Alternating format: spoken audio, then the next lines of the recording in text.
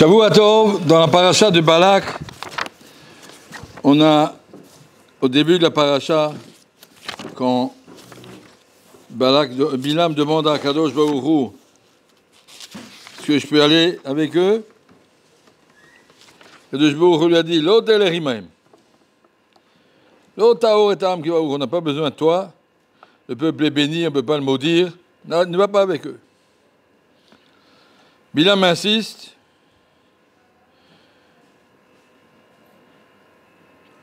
Kadosh Baruch Hu lui dit, Imlikro le chabaou anashim. Deuxième fois, il lui dit, si tu crois que tu peux y gagner à y aller avec eux, koum lech et pas avec eux. Mais finalement, ce que tu dois faire, ce que je veux que tu dises, tu diras de toute façon. Après, il est allé. Kadosh Baruch Hu s'est fâché. Pourquoi il est allé? Il a envoyé un malach. Rachid dit malach shel Rachamim, malach Hashem, pas malach Elohim. Malach shel Rachamim. Derrière le satano pour l'empêcher, le mettre sur la route, l'empêcher, lui dire Adoni, Bilam, réfléchis. Il ne voulait pas réfléchir. Hachem lui a fait les plus grands miracles, il a fait parler une ânesse devant tout le monde. Et Bilam dit Imra benera, Jouvali. Bilam dit au malach, écoute, si vraiment c'est mal, dis-moi si ça ne te plaît pas, alors je reviens en arrière. Et le malach lui dit, va avec ces gens. Mais tu verras que ce que je te dirai, tu diras. Donc, qu'est-ce qui s'est passé ici?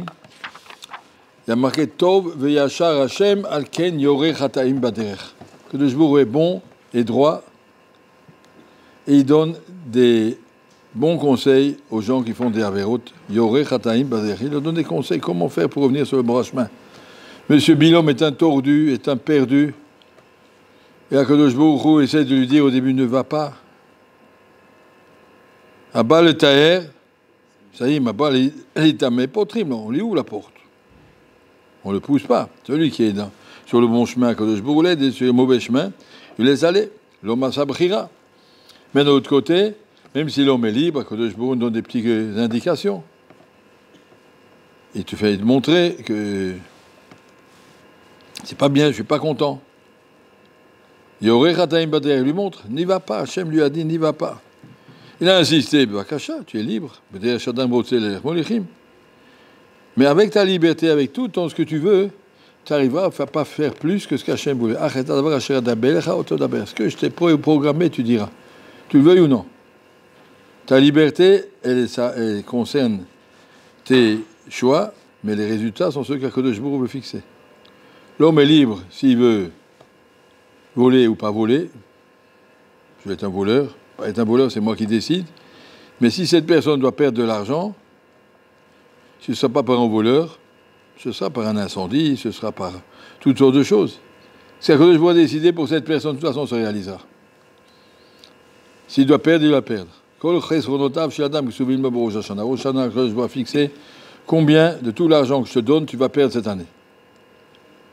Alors on peut le perdre intelligemment, l'utiliser en le donnant à tzedaka, c'est aussi le perdre, je ne l'utilise pas.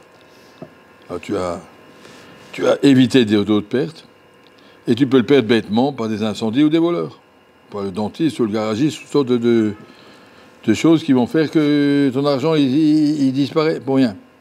Mais en tout cas, ça, quand je vois fixer. Donc quand un voleur veut voler, il ne va rien faire perdre à la personne. De toute façon, si on t'a volé, tu aurais dû perdre. Tu l'aurais perdu par ailleurs. Mais le voleur a eu le choix d'aller ou pas y aller. Tu veux être un voleur ou pas? Ça, c'est ton choix, c'est un choix moral. Ça, c'est ce qui s'est passé avec Bilam. Je me dis, va pas. Tu veux y aller, vas-y. Mais sache que de toute façon, même après qu'il allait sur la route, il y a encore un malach qui l'a rattrapé, qui lui a dit, nous, Bilam réfléchit. Il dit, je veux y aller. Tu veux y aller, vas-y. Shem était bon, malach Rachamim, lui monte, il aide. Bilam fait partie des quelques personnes sur lesquelles c'est marqué Enoch Elek Lamaba, que je ne veux pas qu'il se perde complètement. C'est un grand homme. Il s'est perdu. Hachem a essayé de l'aider, et il faut voir dans le quotidien combien Kadosh Baruch Hu il te met. D'un côté, il te met des nisyonotes, d'un coup, il te met en face de certaines situations qui sont pour voir comment tu réagis, soit de la colère, soit ta'avot, soit de la gava, toutes sortes de situations que le il te met dans la journée. Et là-dedans, que le dit, on va voir comment tu te mesures. Les nisyonos existent. Mais les nisyonos, c'est pas que ça arrive une fois dans la vie. Ça arrive environ 24 fois dans la journée, une fois par heure, ou des fois même une fois par minute.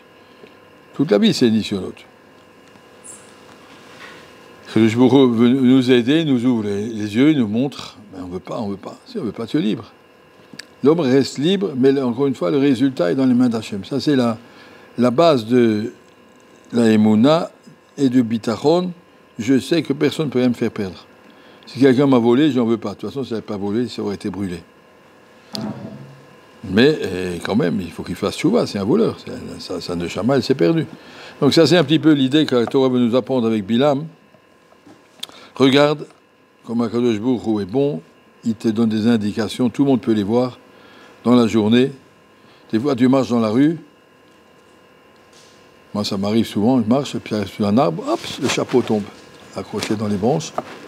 C'est pas tombé par hasard. Le Jbourou dit, quel est? Où est ta tête? Tu n'es pas en train de penser à ta souga, qu'est-ce que tu fais? Tu te promènes comme un oiseau? Il y a des petites indications comme ça que le Jbourou donne à longueur de journée, tout le temps, des petits trucs. Oui, tu peux prendre des signes, ou tu peux dire, ah zut, c'est qu'il y a mis un arbre ici, c'est pas l'arbre. Oui. C'est de façon générale. L'homme doit comprendre que le Jbourou est là pour t'aider, et d'un autre côté, il est là aussi pour te mettre à l'épreuve. On est à l'épreuve sans arrêt toute la vie. Et que le Jbourou veut nous faire grandir à travers les nisyonotes. Et voilà ce qu'est un petit peu ce qu'on apprend de Bilam, on voit ça.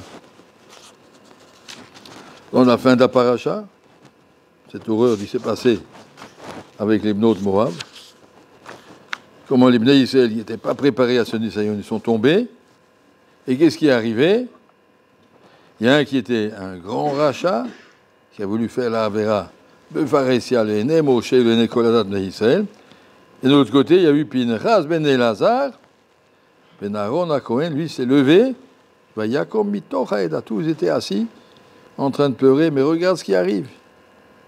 Et puis Pinchas a dit, c'est pas le moment de pleurer. Vayikaro Marbiado, il a pris une lance, il allait les tuer. Et là, Magefan et Tzara, il a fait arrêter l'épidémie qui est tombée sur l'âme Israël. La Tzara Magefa, c'est arrêté. Parce qu'il y avait un homme de courage. Des fois, des situations où il faut se dire que le Jbourou, il attend de moi. Il n'attendait pas des autres. Comme Pinchas a dit à Moshe, c'est à toi d'y aller. Moshe dit, non, c'est à toi. Car Yann a dit, Garta, c'est toi qui as amené cette halakha, alors réalise-la.